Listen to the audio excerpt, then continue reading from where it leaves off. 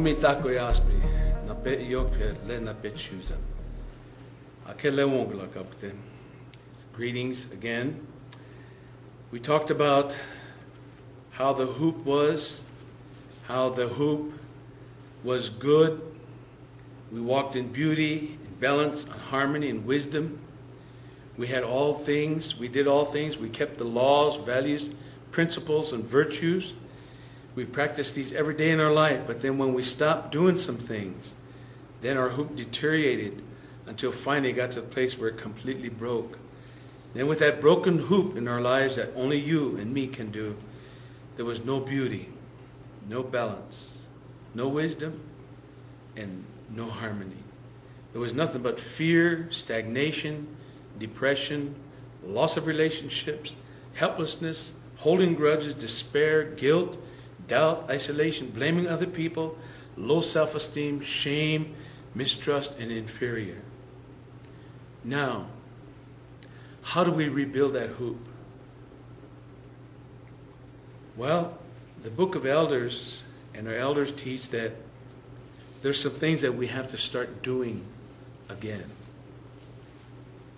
And the first thing that we have to do when we learn from the teachings of the medicine wheel, from the teachings of the elders, there has to be a spiritual renewal. Number one. Cognitive, emotional, and physical will come along. But number one, there has to be spiritual renewal. You see, our government promised us that they would provide education, housing, medical for the Native Americans as long as we were here, in lieu of our land that was taken from us. But never one time has anybody helped us spiritually.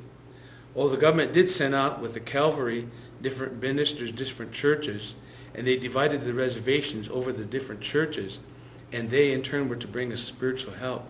But they'd done away with our way of life, our lifestyle, the red road that we knew, the walking in balance and beauty and harmony.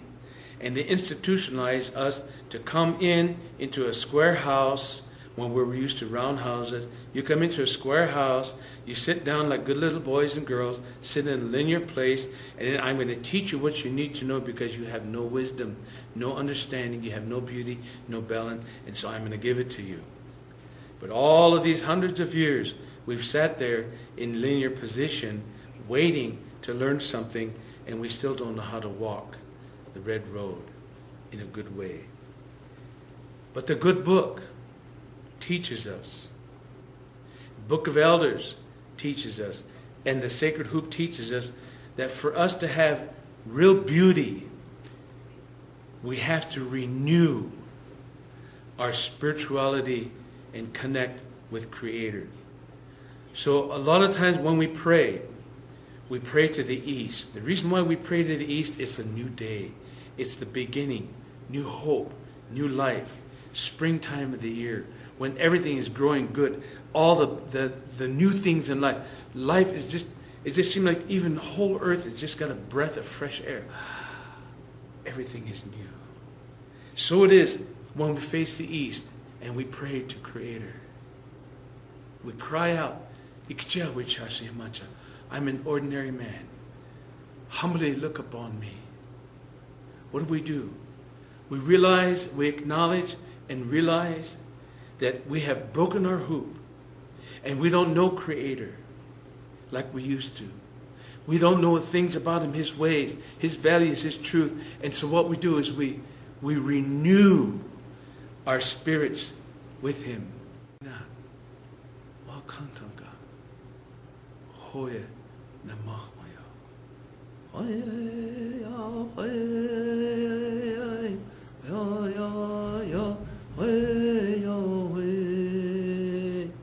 They're looking to Creator to meet them in the spiritual.